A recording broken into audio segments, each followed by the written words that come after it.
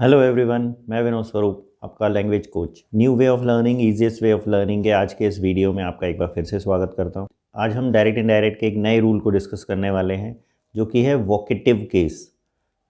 इसका बहुत ज़्यादा यूज़ होता है, लेकिन एक्सप्लेन या समझाया बहुत कम जाता है। काफ़ी स्टूडेंट्स ने पूछा है कि इसका क्या रोल रहता है, तो मैं आज इसको एक्सप्लेन करने वाला हूँ। ध्यान से देखें, और अगर डायरेक्ट इनडायरेक्ट के बाकी वीडियोज़ आपने नहीं देखे हैं तो डिस्क्रिप्शन में उनका लिंक है, उन्हें ज़रूर देख लीजिए, सो दैट कि आपको रूल्स एक बार रिवाइज हो जाएं। एग्ज़ाम्स आने वाले हैं, तो स्टार्ट कर लेते हैं। देखते हैं वोकेटिव केस क्या होते हैं। There are two types of vocative case. Vocative case दो तरह के होते हैं। एक तो वो जिसमें विद ऑब्जेक्ट दिया हो, यानी कि ऑब्जेक्ट या लिसनर। स्पीकर एक तो बोलने वाला होता है और एक सुनने वाला लिसनर होता है। तो ऐसे सेंटेंसेस होते हैं जिसमें लिसनर भी दिया होता है और वोकेटिव केस भी होता है। और दूसरा होता है जिसमें लिसनर तो नहीं होता, लेकिन वोकेटिव केस होता है। तो हम इसको देख लेते हैं, एग्जाम्पल्स के थ्रू समझ लेते हैं कि क्या चीज़ होती है। जैसे कि एग्जाम्पल नंबर 1 हम देख रहे हैं, विद ऑब्जेक्ट और लिसनर। इसमें क्या है, जैसे रवि सेड टू रोहन। रवि रोहन से बात कर रहा है। Ravi is a speaker and Rohan is a listener. ठीक है, तो और इसमें जो वोकेटिव केस है, दैट इज़ माय फ्रेंड। अगर हम किसी का नाम लेकर या एड्रेसिंग करके किसी से हम कोई बात कह रहे हैं, तो that is called vocative case. तो जैसे इसमें माय फ्रेंड बोला गया है, तो माय फ्रेंड कौन है और किससे बोल रहा है? मतलब रवि बोल रहा है रोहन से। ये तो क्लियर है ना कि रोहन से ही वो माय फ्रेंड कह के उसे एड्रेस करेगा। तो एक तो ये होता है जिसमें लिसनर भी दिया हुआ है रोहन, और माय फ्रेंड भी दिया हुआ है वोकेटिव केस। तो इनको हम किस तरह से इनडायरेक्ट में चेंज करेंगे? इसमें लिखने का एक और तरीका भी है, आप नीचे देख सकते हैं। Ravi said to Rohan, I will help you my friend. तो कहने का तरीका बदल गया, लेकिन केस तो वही है। ऐसी स्थिति में जब लिसनर भी दिया हो और वोकेटिव केस भी हो, तो हम ऐसे सेंटेंसेस को एड्रेसिंग से स्टार्ट करते हैं। एड्रेसिंग रोहन, रोहन को एड्रेस कर रहा है, वो पुकार किसको रहा है, किससे बात कर रहा है? रोहन से। तो addressing Rohan as his friend, उसे अपना फ्रेंड कह रहा है। Ravi told him, addressing Rohan as his friend, Ravi told him, Ravi ने उसे बताया, that he would help him. अब ये ही किसके लिए है? आप जानते हैं, आई को चेंज करते हैं हम स्पीकर के अकॉर्डिंग, तो रवि है, और यू को चेंज करते हैं लिसनर के अकॉर्डिंग, दैट इज़ रोहन। तो उसके लिए हमने हिम यूज़ किया है। ठीक है ना। इसके लिए अगर आपको ये नहीं समझ में आ रहा है, तो इसके लिए एक डिटेल्ड वीडियो है, how to change the person. आप उस वीडियो को देख सकते हैं। कंटिन्यू करते हैं आगे। नेक्स्ट है विदाउट ऑब्जेक्ट और लिसनर। जब ऑब्जेक्ट और लिसनर ना हो, जैसे टीचर सेड। अब टीचर ने किससे कहा है ये पता नहीं है, तो इसमें लिसनर नहीं दिया है। Mohan where are you going. अब ये क्लियर हो गया कि टीचर ने अगर क्वेश्चन पुटअप किया है तो किससे किया है।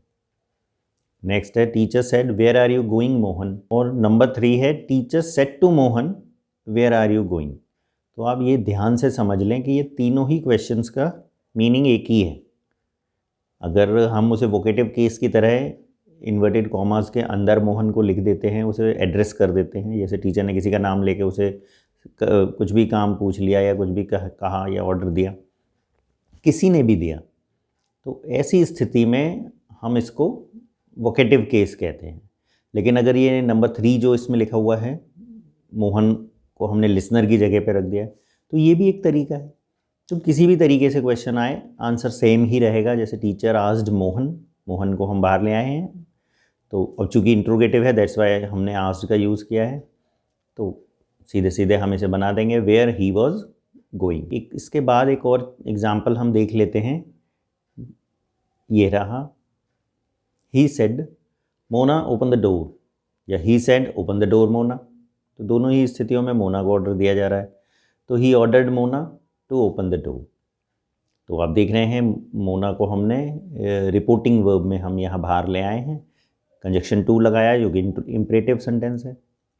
डायरेक्ट इनडायरेक्ट के सारे रूल्स को हम डिटेल में अलग अलग वीडियोस के थ्रू अलग अलग रूल्स हमने डिस्क्राइब किए हुए हैं। डिस्क्रिप्शन में उनका लिंक है, आप सारे वीडियोस को एक एक करके देख सकते हैं, सारे रूल्स आपको क्लियर होंगे। इन केस कोई प्रॉब्लम होती है तो आप कमेंट में उसे पूछ सकते हैं। नेक्स्ट एक और ये है कि कई बार कुछ सेंटेंसेस में सर या मैडम लगा होता है और साथ में कॉमा भी लगा रहता है उसके साथ। वो भी वोकेटिव केस है कि हम किसी को एड्रेस कर रहे हैं सर कह के या मैडम करके। तो जब भी हम सर या मैडम करके किसी को एड्रेस करते हैं, it means they are respected person, हमारे लिए रिस्पेक्टेड है, तभी हम उनके लिए इस तरह के एड्रेसिंग का यूज़ कर रहे हैं सर या मैडम का।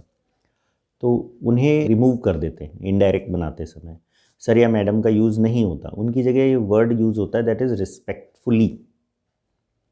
अब रिस्पेक्टफुली आस्क्ड है, रिस्पेक्टफुली सेड है, रिस्पेक्टफुली रिक्वेस्टेड है, तो रिस्पेक्टफुली टोल्ड है, जो भी है, जो भी हम वर्ब यूज़ कर रहे हैं रिपोर्टिंग वर्ब में, उसके साथ रिस्पेक्टफुली का यूज़ करेंगे।